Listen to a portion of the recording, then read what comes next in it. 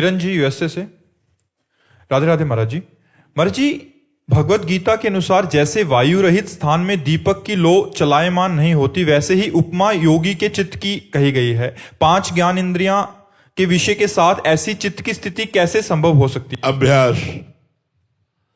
अभ्यास योग युक्तेन चेतसा नान्यगामिना। भगवान ने ही गीता जी में कहा है, अभ्यास योग के द्वारा ऐसी स्थिति कर लो कि चित्त तुम्हारा कहीं जाए ही ना। बार बार अभ्यास, बार बार। अब भोगाभ्यास जो हमने बहुत जन्मों में किया है वो हमारे चित्त को डुलाता है। कभी भोगाकर्षण, कभी योगाकर्षण, कभी विषयाकर्षण, कभी भगवदाकर्षण। इसी बात की तो साधना है कि विषयाकर्षण को काट करके भगवद आकर्षण को हम पुष्ट करें, पर होता उल्टा होता है। भगवान का भजन तो 2 घंटे बाद भी कर लेंगे, ये विषय भोग लेते हैं। भोगाकर्षण को पुष्ट करके भगवद आकर्षण को हम काट देते हैं, इसीलिए जन्म का जन्म लग जाता है, भगवत साक्षात्कार नहीं होता।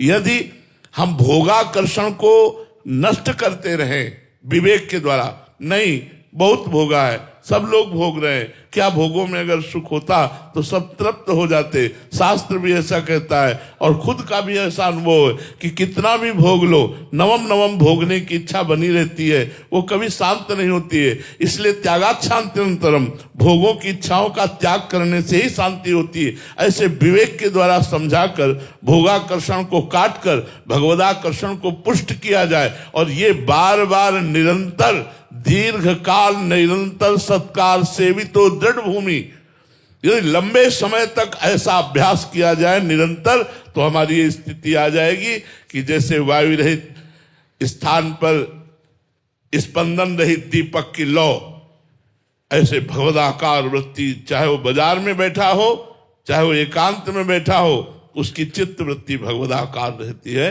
पर ये बहुत लंबे समय तक प्रयास निरंतर और भगवत कृपा और भोगाकर्षण का त्याग, तब जाकर के बात समझती है।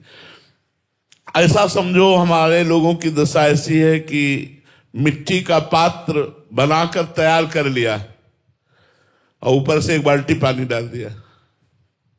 कितनी मेहनत करके साधन बनता है, और साधन को भोगाकर्षण के द्वारा भोग भोग के हम उसे पानी डाल देते हैं, फिर वो खत्म। जो एक भावना बनी थी, जो एक हमारी श्रद्धा बनी थी, जो निष्ठा बनी थी, जो हमारी एक परिपक्वता बनने वाली थी, अब वो तो हम बार बार अपने को गिरा देते हैं जानबूझ करके। मनाखष्टानि इंद्रियाणि प्रकृति स्थानि कर्षति, इसी आकर्षण को कृष्ण गृहीत मानसा। भगवान हमारे मन को खींचे, हमारा मन भगवान की तरफ जाए, ऐसी बात अभ्यास से बनेगी। और इसके लिए हम प्रार्थना करते हैं कि भगवान की कथाएं जरूर सुनो, भगवान की लीला कथा पढ़ो, भक्तों के चरित्र पढ़ो, इससे बड़ा लाभ मिलेगा।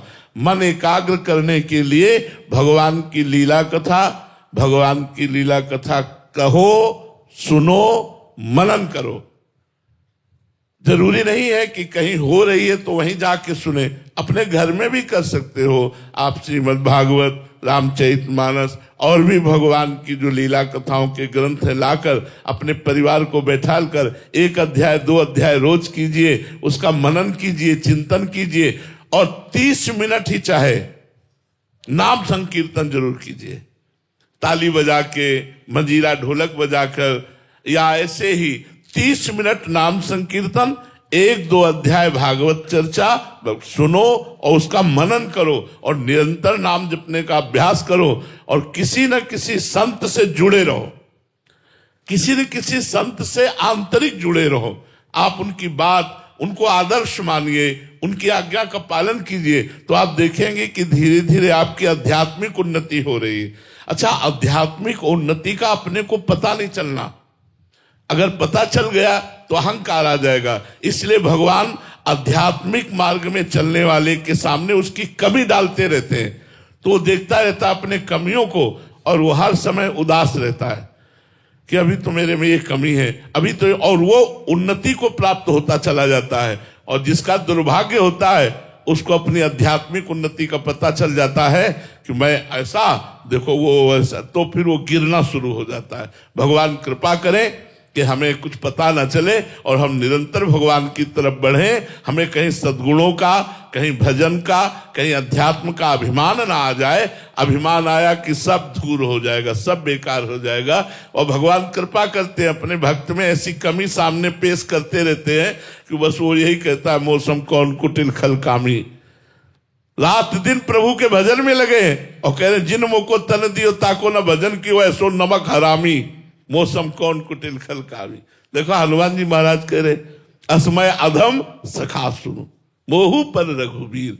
ये भक्तों के ऊपर भगवान की विशेष कृपा होती कि उनको कभी सद्गुणों का अभिमान नहीं आने पाता, भजन का अभिमान नहीं आने पाता। जितना शुद्ध भजन होगा उतना दैन्यता होगी, निराभिमानिता होगी, समय मान प्रद आप अमानी, सबको सम्मान देने की भावना होगी और स्वयं मान रहित होने की भावना होगी। तो धीरे धीरे हमारा मन अविचल हो जाएगा भगवान में।